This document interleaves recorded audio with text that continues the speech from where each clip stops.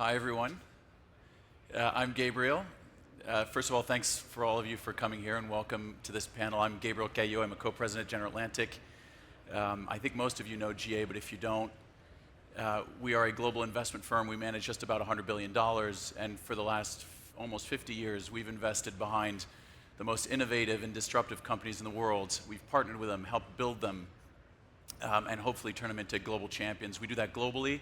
I say that because we have 20 offices in the world, 1,000 employees now, and our most recent office is here in Riyadh, which we opened earlier this week with great fanfare, so very excited about that. Today, the panel is to talk about how important it is to have the right patient capital to build your business, in particular in times like what we've seen the last few years of tremendous volatility. So how do you find the right partners, get the right support as you build your business? And for that, I have a wonderful panel with 4 of our founders, entrepreneurs, and CEOs, and also one of our investors who's probably built more businesses than our entrepreneurs. I'm putting you guys to notice, Lucy, who runs the energy fund at Actis. So I think I'm supposed to now invite Anas onto stage as our first entrepreneur. Welcome. Good to see you. Thank you. I think I invite all of you onto stage, right? After you. No, please. It's a small enough. Applause.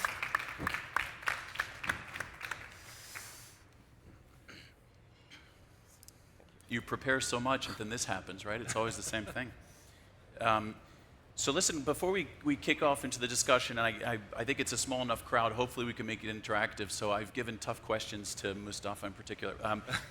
But before we kick off, it'd be great if you first give an introduction of yourselves, maybe say a few words about your business to give some context to the people here. Sure. Anas, why don't you kick off? Sure. Good morning, everyone. Thanks for having me. My name is Anas Boumediene. I'm the co-founder and co-CEO of eyewa. eyewa is the fastest growing eyewear retailer in the region. We started our journey 7 years ago here in Saudi. We started online for 3 years, moved into building our own brands of eyeglasses, sunglasses, contact lenses, and then moved into being an omni-channel retailer 3 years ago. As of today, we have 150 stores in 6 countries. We're the fastest growing retailer across categories in the region and the fastest growing eyewear retailer globally. Thank you. All right. My name is Eilert. I'm the CEO of Kahoot, and I run the company for the last 10 years. Kahoot is a learning platform used by everyone on the planet. 8 million teachers are using Kahoot every year, hosting 100 million sessions for 1 billion participants in classes, in addition to professional use by corporations around the world, including here in Riyadh, which we are very happy about. What we do is basically make learning awesome, making people, students, professionals pay attention when the presenter or teacher is actually presenting. So it's a great business and it's a fantastic opportunity, and we're very happy to be backed by GA. Hi, everyone. Very happy to be at FII, and thanks for hosting us, Cape. I'm Charlie Chetin. I'm the president of Trendyol. Trendyol is the largest e-commerce marketplace from Turkey, but now growing rapidly internationally. Saudi has actually become our second largest and most important growth market. We are a full-fledged marketplace. We have more than 300,000 SMEs on our platform, selling to over 40 million customers in Turkey, the region and the Gulf, Europe, and Central Asian countries. Good morning, everybody. I'm Lucy. I'm head of energy at Actis, and as Gabe says, we are the sustainable infrastructure piece of GA. I'm honored and a bit unnerved to be here because I'm in the cool entrepreneurs gang, and sometimes infrastructure is considered so boring we have to have conferences all by ourselves just to talk about toll roads and power plants. So it's a great excitement for me, but we do actually also build businesses, and we've built a number here and a number globally. We're on numbers 16 to 27 now in the energy space. So thank you very much for the invitation. Welcome. And thank you for being the only female on our panel, Lucy. Good morning, everyone. My name is Michael. I'm the founder and CEO of Property Finder. Property Finder is the leading real estate marketplace here in the region. We're headquartered in Dubai. We've been operating in Riyadh in Saudi for the past 12 years. It is the #1 destination where people log in, download the app to search apartment to rent, buy residential and commercial. And we've been backed by our dear friends from General Atlantic since 2018. Wow. Yeah. I didn't know it was that long. Mm-hmm. Good. Great. Well, let's jump right into it. And Anas, I wanted to start with you. I mean, obviously, we've all seen the cost of capital change, the availability of capital change very quickly. And as you've been building your business, and I know you've been on this unbelievable growth trajectory, has the change in availability of capital, has that changed the way you've built your business, built your strategy, thought about the future? I think because our business is here in the region, we have been less impacted than in other markets. Right. Here, the ecosystem is growing. You have more capital that is being available for entrepreneurs.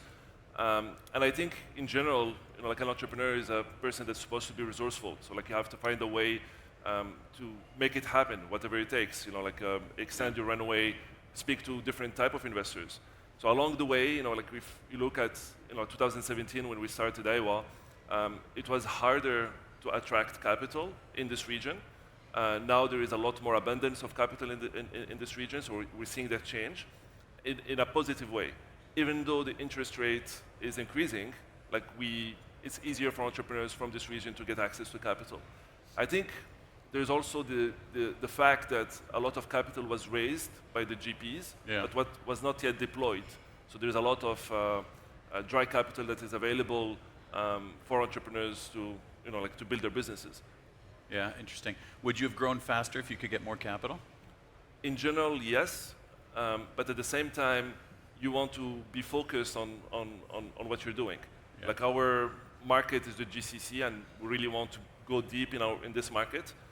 If we were to get more capital, there's opportunities for us to expand beyond the GCC. Mm-hmm. But then there is also the risk of diluting our focus and not really building deep in our home markets. So like we had the opportunity to fundraise more, but we decided, okay, let's do this right, focus on our home market, establish our position as a champion in eyewear retail, and once that is done, then we can consider expanding further, at which time we'll need more capital. I like that, that's wise. Eilert, you come from a different world where you're European-based, and obviously capital markets there have been probably a lot more challenged than what Anas just described in the region. You were public, you've gone private. Maybe talk about that experience as an entrepreneur. Yeah, so we went private in a bid led by Goldman Sachs, GA, and Kirkby Invest last summer. So we went basically fully private in January this year after being listed for 4 years' time. In today's market, I think that's an advantage for us. Even though we've been cash flow positive bottom line for the last 20 quarters, it's still probably better for us to be able to grow both organically and inorganically as a privately held company in the next cycle. We're very happy for the backing from GA that came in a year earlier and helped us also with this process. And what we can do with the new setup is obviously to be a little bit more aggressive on inorganic acquisition joint ventures with some of our partners. We think there are a lot of opportunities for us to grow the Kahoot brand on a higher accelerated speed than what we were able to do as a listed company. So all in all, this is definitely a good venue for us and a good setting for us. Interesting. And slightly different perspective, you, Charlie, because so you have, as Trendyol, an unbelievably powerful base in Turkey. I probably shouldn't say that too loud, right? You have a very well-defined commercial leadership in Turkey. But you've used that now to expand into so many new regions. How do you think about that cost and that opportunity? Exactly, as you said, Gabe, in Turkey we're the undisputed market leader. We have a very large, profitable business, which in e-commerce these days is difficult to achieve. But we're using actually our profitability also for international expansion. Couple years ago when we decided to go international, to answer to your question about why patient capital is important, we were in the mind frame of thinking, okay, we're profitable now, but we also need significant capital to grow and achieve our aspirations internationally. Hence, we went on a funding round where GA was very kind enough to lead the round and support us. But this was very important for us because we already have a very strong strategic global backer like Alibaba behind us, but we wanted investors, from the region, so we have large sovereign wealth funds from Abu Dhabi and Qatar backing us up for growth here in the Gulf, but also global investors like yourselves and SoftBank who could help us with our vision, our growth in Europe and here in the Middle East. And we felt that was very important because we believed in our technology, our supply chain from Turkey, our differentiated offering, how we can compete in these regions. But patient capital is very important in that, and having investors like General Atlantic, when you go through your business plan and think through different regions, they don't just help you with providing the capital, but also what the opportunities in these markets are, where there's potential M&A opportunities, which is something Gabe and I always discuss, what the challenges are of each of these different markets. So I think, yes, it's very important to have a very strong home base, and which can differentiate you in the growth markets you're going to, but the capital that's backing you and giving you the vision is equally important. To put it in context, I actually don't know the number, but in the GCC region, what's your GMV, give or take? Do you disclose that? So we've been in GCC now less than a year, really, and we're very proud. We already achieved 4 million active shoppers. We're reaching $1 billion GMV now. That's unbelievable. Daily active users has reached to 1 million. So we're very proud about it. We have about 1 million Saudi consumers every day who come on the platform and search for products. And to get there in 1 year was a good achievement for us. But there's a lot more to come. This, as I mentioned earlier, is now our second largest market. We're investing heavily into the infrastructure, into local talent. We already have 500 people working for us here in Saudi. We're bringing all of our tech know-how, our infrastructure know-how, warehousing, logistics, all as an investment into the country. Yesterday, I caught up with Investment Minister Al Faleh, and I said, it's a great conference. You're inviting everyone to invest in Saudi. We've been actually heavily doing that over the last year, and we will continue to do that. I think we have earmarked, I'm saying this in front of my investor, but I know he's supporting me, we've earmarked another $2 billion of investment into the Gulf over the next 3 years. Yeah, I've noted that down, but I'm also, as a patient investor, I'm expecting $2 billion of GMV next year, right? Much more, inshallah. Okay. Fair deal, fair deal. Lucy, you have a different perspective, and of course, we've just become partners, and I think one of the big synergies or similarities in our cultures is that we like building businesses. You've also seen the cost of capital in your industry, in your market, change massively. Is that changing the way you're building your platforms? Is that changing the way you're allocating capital? So the short answer is no, not really, because when you step back and look at the energy transition, the infrastructure opportunity globally, we're rewiring, replumbing, electrifying the planet.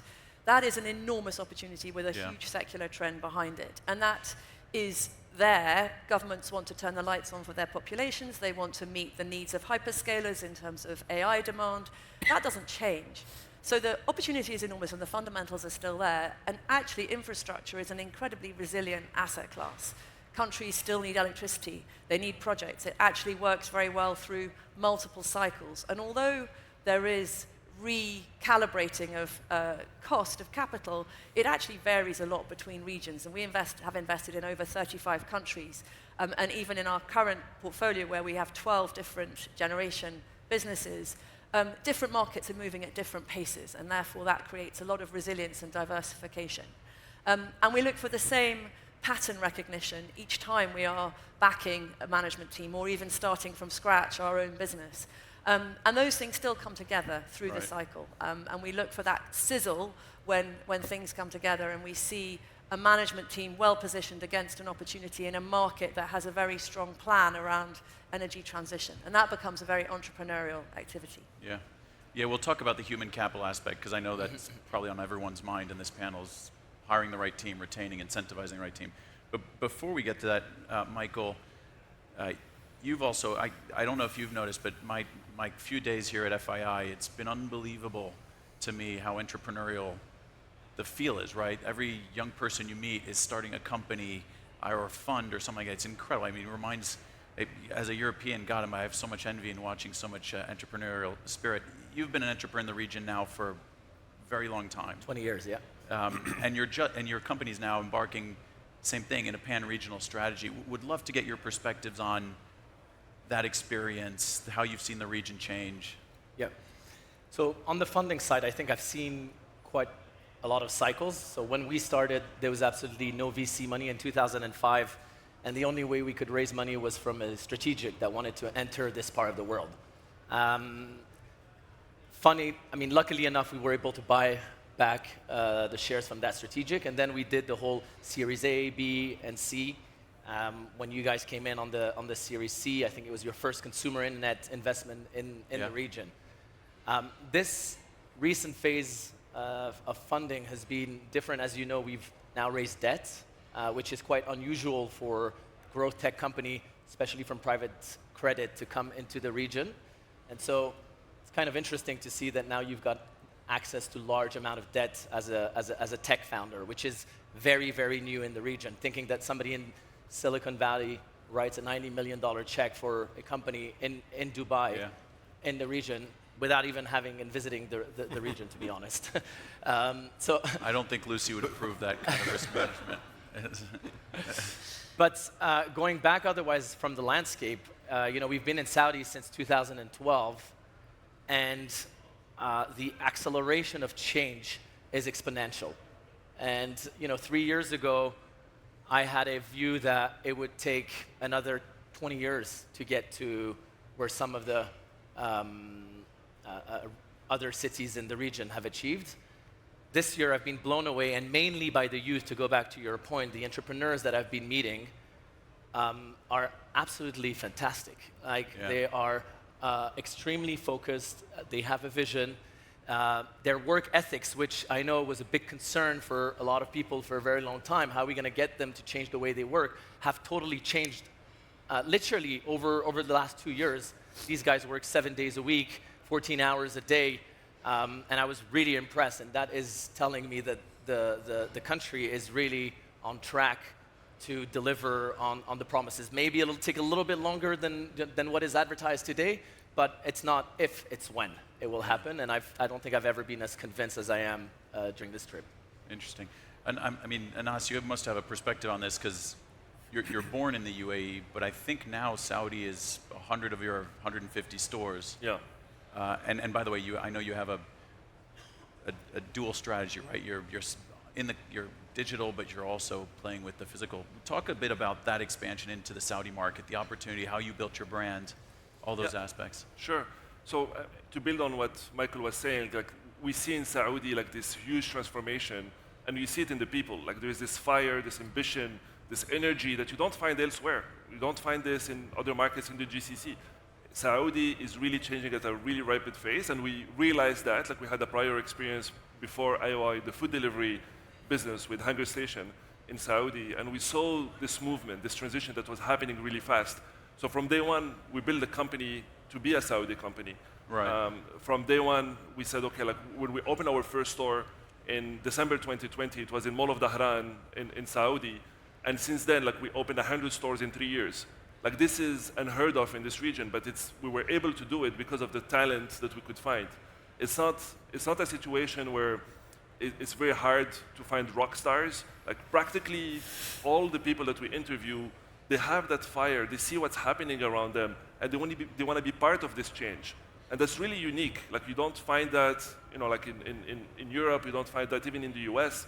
What's happening here in this region right now is truly magical. And that's why, for us, it has been a core part of our strategy, of our focus, is to build first in Saudi and to build a champion in retail. Yeah. We're getting there. And from there, to grow across in the GCC and then to the rest of the Middle East. So are you finding it easier to hire talent in Saudi than the UAE now? Yes. Wow. And what's really surprising, so for a lot of our C-suite, we hire sometimes from Singapore, from Paris, from London. So we brought a lot of people from abroad. And initially, the feedback was, we want to be in Dubai. Dubai, you have a lifestyle, it's a more established city. What we're seeing now is they want to be based in Riyadh because they see the energy, they see what's happening around here, they want to also be part of it. So there's global C-suite executives that have had experiences in other markets where they saw that growth, they see that it's happening now in Riyadh. They want to live here. So this has really changed over the last 5 years. 5 years ago, most people wanted to be in Dubai. Yeah, right we're now, commuting back and forth. everyone wants to be in Riyadh. Can I say one point on that? A very interesting point, actually. When we started opening up our office here, so we wanted to send some of our team from Istanbul to the region. And in the beginning, we asked them, do you want to be in Dubai or Riyadh? The first answer was everyone, Dubai. Right? And then, you know, I encouraged them. I said, look, go spend time in both cities before you make a decision to the team that was going. And after they spent time, suddenly a lot of people actually started raising their hands for Riyadh. They're like, wow, we can see the excitement there. We can see the growth there. Feels more like Istanbul, bigger city, etc. So I think the more people get to know about Riyadh, I fully agree. You'll see that there's also international talent that wants to come here as well. Yeah, but you're spoiled. Istanbul is an incredible place, and your headquarters in Istanbul, I mean, anyway. And you get a better feel of the local culture when you live in Riyadh than when you live in Dubai. Obviously, you meet a lot more Saudis. They open their homes. It's a different culture than what you see in UAE. UAE is a very Singapore kind of expat model, whereas here you get a lot more embedded into the local culture, and I think that speaks to entrepreneur as well. And a much bigger consumer market opportunity than the UAE, obviously, right? Multiples of it. Charlie, talking about the growth in the region, I mean, when you grow at the scale that you're growing, with the GMV targets that you're growing, does the infrastructure follow? In other words, well, all pieces of it, right? From data center to all the digital. We were extremely surprised, actually, about sort of how the third-party providers had already established themselves here. Obviously, logistics is something very important for us, warehousing, last-mile delivery companies. So even like the state sort of post company, Saudi Post, how sort of embedded they were in thinking about e-commerce, we were very pleasantly surprised. So at the moment, we're working with all the various third-party providers, and sort of from a service level, we're very pleased. Obviously, with the growth that's expected in digitalization and e-commerce, they need to invest as well. We need to continue investing hand in hand together with them. But I think sort of as an established base, it's definitely there, especially data centers. Again, we're very surprised about how much investment there is happening.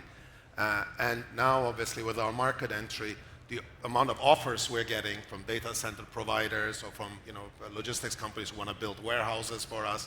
We're talking with my team just this last 3 days here. We're approached by 4 different logistics companies. Can we build a warehouse for you? Or where do you want your warehouse, etc. So the dynamism and the establishment is definitely there. So we're not worried at all about the underlying infrastructure at all. Having said that, the opportunity, though, for digital commerce is still high. I mean, penetration in Saudi compared to Turkey even is half. So compared to Europe or obviously established places like China, US, it's still very low. But hopefully companies like us will help grow that part of the market. What's the biggest bottleneck? Is it fulfillment? No, the biggest bottleneck is really just getting the consumer to more adapt to digital online shopping and assortment for them to find really online, which again is our strength. We have more than 150 million SKUs in Turkey. That of 20 million of these we opened up now for the Gulf market. So for the first time, we're bringing products to this region, cross-border from Turkey, that the consumer here hadn't seen before. There's availability, and it's online. So it's obviously our job to now make sure that the consumer here understands how to interact online and have this good user experience to buy these products. But in terms of the infrastructure, underlying infrastructure, I'm not concerned. It's just now, getting more and more digitalization into the system. Also importantly, what we're trying to do now, getting more and more Saudi SME companies onto our platform, like we've done in Turkey. I've mentioned we have 300,000 sellers on our platform in Turkey. Now we're actually starting with the Saudi Trade Ministry, Munshayat, a program where we're onboarding all SMEs. So our localization team from Turkey is also on the ground here, and we're getting all the SMEs, inviting them onto the platform as well. Most of these companies had never sold online before. So when they start selling online, this is going to increase, obviously, also digitalization in commerce. It tells you that, Lucy, when you hear this, massive opportunity, but a lot of capital offering free infrastructure to... I think they need green energy. I think that's the missing piece. And we happen to have a CNI rooftop business that is operating in Saudi, and the market, it's really interesting to hear your perspectives. You described it as magical. I mean, that's an amazing thing to say. And we certainly see that energy in terms of the market. But right now, the digital infrastructure is using grid power. In Saudi, you have an amazingly low tariff, but it's very brown. And there is a need to decarbonize. And Saudi has everything. It has amazing land resources. It has fabulous solar and wind resources. There are world-beating projects taking place if you think about NEOM and the green hydrogen project. But joining those pieces up to deliver green energy, because actually hyperscalers, data center providers have made commitments to their consumers, and they are going to need to solve that, as well as just this massive need for energy as well. And I think Saudi has this formidable position, so much to offer, not just the Saudi market, but the rest of the world from that point of view. We're really excited about it. But as I said, we're still in that kind of, there is always some zigging and zagging as the industry gets established, but that green energy piece is the missing piece we're really excited about. Yeah, that's super interesting. And are you able to find the right talent to invest, build, and develop here in the Saudi market? I think we're still probably at an early, it's really interesting to hear what you say. We certainly feel the energy. We are recruiting at the moment, but we're probably still in the sort of business build-out stage to form any kind of firm conclusions. But what is true, what you said about the last year, the growth and the energy and the amount of inquiry around green energy has grown exponentially since I was here a year ago. Yeah, there seems to be a real commitment around that, which is wonderful. Eilert, let's talk. So I think we've all agreed everyone needs patient capital, in particular General Atlantic, in their cap structure. The second ingredient is always talent and people. You've been an entrepreneur now for years developing your business. You've done M&A. You've had to integrate cultures. You've had to, I mean, so much has gone through your talent environment. How do you manage that? How do you keep acquiring the best talent, getting them motivated? I think for any organization or whether you're a company or region for that matter, having a mission and purpose, for us it has been about making learning awesome for everyone on the planet. It's an easy cause to commit to. One of the things we're doing is that Kahoot is free for all teachers to use for as much as they want. It's also free forever for all students and parents, basically everyone on the planet. So the point is that as long as you have a good cause as the foundation for your business, it's pretty easy to get great talents to commit and go all in, die hard to make that vision come true. I think what's interesting though, from a more financial perspective, and one of the reasons we also got the endorsement from GA is that we also have the highest margin in our industry, even though our core product is free for everyone forever, which is not something we invented. This you can find in philosophy thousands of years ago, that you have to give something to get something back. But that's underestimated, and it's definitely not something they teach you in business school. But it's actually possible to put something on the table and get more back than if you try to max out the price in the first cycle. But having this dualism in the business, where you both can give something to those who do not have a budget, but at the same time have a decent price and business model for example, corporations that obviously needs to pay using our product, then you can cater to also a much bigger group of talents. So I think finding that purpose for the business, what are we really doing that is meaningful, in addition to, of course, we have a commercial model as well, is a part of the success of Kahoot. Yeah, it's a good point, right? Purpose-driven enterprises should be able to hire the talent they need and that buy into the vision, which makes a ton of sense. Yes. Before I do want to turn to all of you to talk about AI, because that's been the talk of the conference, and we all know we're going to have humanoids in our lives very soon, thanks to Elon.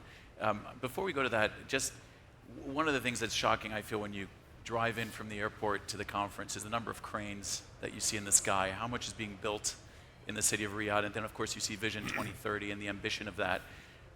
You're the real estate guy. When you look at that market, how do you, I mean, it's extraordinary, right? I don't think I've seen anything like it probably since Dubai 20 years ago, right? Yeah, it's very exciting, I have to say, and seeing those cranes, in the area like a Dariyah right now, where there's so much concentration of crane, does remind me 06, 07 of Dubai, and that's a good thing. I mean, good things happen. Obviously, we went through a couple of cycles, but you need the supply, right? I think this is one of the big things that the kingdom is waiting. I was speaking yesterday with the Minister of Housing, and they still have a shortfall of 1.4 million units, right? So they really need to build a lot. And so I think that will be executed over the next 2 to 3 years. I think that train has left. And that's going to be able to attract a lot of people, create an economy. When people move into a new house, they buy a lot of things, they spend, and that is obviously going to be terrific for the kingdom, and hopefully a little bit for Property Finder as well. Yeah, we hope so. We absolutely hope. I mean, the numbers are staggering, right? Okay, I don't know if there's any questions from the audience. Protocol. Yes. Here, Alex. Alex. The microphone. Wait, it's coming.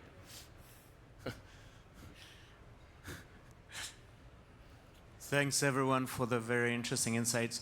One of the preconceptions in the past was that you need a good local partner to come into Saudi. It seems that the theme of a lot of the discussions in the conference is that now you don't need to, because the market has liberated. There's a lot more capitalistic flows rather than a strategic partner. Is that your experience, and how do you think about that? Who wants to take that one? Why don't you have a go? Happy to start. So from day one, we came direct, and this was in 2017. So we got a license to be able to operate with international investors and to own 100% of our operations in Saudi. At the time, it was the Sagia entity that was running this licensing. Now it's MISA, the Ministry of Investment. So there has been a lot of support from the government. It has really opened up, and you can operate easily as an international operator coming into Saudi. I think that doesn't mean that you don't invest in getting the right talent to help you in building in Saudi. It remains like a country where you have to do best. You have to do with the local strengths, and when you have the right team, then it's easier to execute. But in terms of paperwork, regulation, it's significantly easier, and I don't see like any disadvantage in operating in Saudi compared to any other market globally. Yeah, I'll give you our experience because we opened our office 4 days ago, and it's been an incredible welcome we've had by regulators, by local pools of capital, by entrepreneurs. So I think that in every way you feel like the kingdom's open for business, which is really exciting. I would agree with that. Just having established ourselves here a year ago, I mean, when we decided to come in, obviously one of the first ministries we went to was MISA. And from day one, they literally started holding our hand. We had a point person helping us set up the company, all the paperwork, go through all the bureaucracy. But equally, we also reached out to a lot of local partners, Saudi Post, the local banks, who are all very much welcoming us and helping us also commercially, very quickly establishing ourselves. So I think in terms of market entry was as friendly as you can really go into any other market. So I think that we've firsthand experienced that over the last 12 months. And as a side question to that, are you feeling good interaction with the government agencies? So for NEOM, right? NEOM will need retailers, it'll need e-commerce, it'll need renewable power, it'll need someone to sell. I mean, I would think all of you could work with NEOM. Is that something that happens naturally? Yes. Yeah? Lots and lots of engagement. Yeah. Lots of engagement, lots of interest, and starting, to really see the market opening up. Yes, very much so. But I do think one of the critical success factors is always, as you say, it's very important to think about your ecosystem and what is the right mix that you need. You need to be here, you need to be on the ground, you need to look local. That feels very, very important. And a local partner may or may not be part of that, but the commitment needs to be very evident, and that's the case not clearly just here. And obviously, the timing, Yes. right? Yes. To come in at the right time.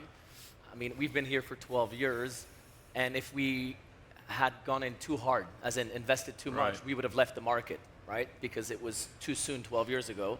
But you still need to be there on the ground to feel the pulse. Yeah. Because when the market materializes, in our case, it's when properties will be delivered and being able to be listed on the portal, you have to be here. You have to have the marketplace. You have to have the product that is already running. So finding the right balance between being present early without burning yourself or your teams is also crucial. Which is just to point back to the patience piece in terms of it takes Yeah. time. There is some zigging and zagging, and therefore being patient, as is the theme of this discussion, is incredibly important. Brilliant. Mustafa. Wait, microphone. It's more of a question for you. In a region where there's active sovereigns and family groups with potentially lower costs of capital, how do you differentiate yourself and how do you avoid adverse selection when it comes to deals? Yeah, listen, super question. You can imagine. We worry about this in all of our markets, right? And listen, I think that part of the point of this panel and something that we deeply believe in is the world of private equity continues to evolve. There was a period of boom where it was hard to differentiate one investor from the next because capital was so abundant. And I think the transformation we've seen in the last couple of years is one of the most healthy I've experienced in my 20 years of PE, which is I think most entrepreneurs have figured out that not all capital is the same, right? It's a product that you're buying when you invite an investor into your capital. And the investor can be, if you're looking for passive capital, and the highest value, then there's a pool of money that you go for that. If you're looking for someone that's going to help you build your business, whether that's technology, governance, go-to-market strategy, HR, human capital, I mean, you name the product, then there's a different pool of capital. And that very specifically is GA strategy, which means you self-select. You don't have a negative bias, but you have a self-selection on where you think your capital can be more impactful and therefore drive the right type of performance. And so in an odd way, when I know you were a private equity investor for years.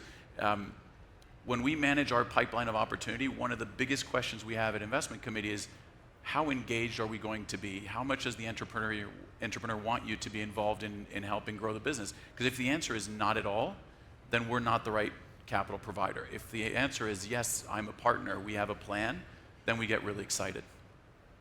Can I add to that?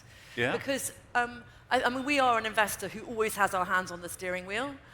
We have a very strong focus on being builders and operators, so we'll build our own businesses. We have a team that supports build out the projects, making sure always that we're leveraging best practice globally. And that technical value add is incredibly important in all of these discussions. It's not just capital, as you say, it's differentiated, and the technical expertise and the global experience, because other markets are also transitioning. They're building out infrastructure very quickly, and all of that has a lot to offer this market as well.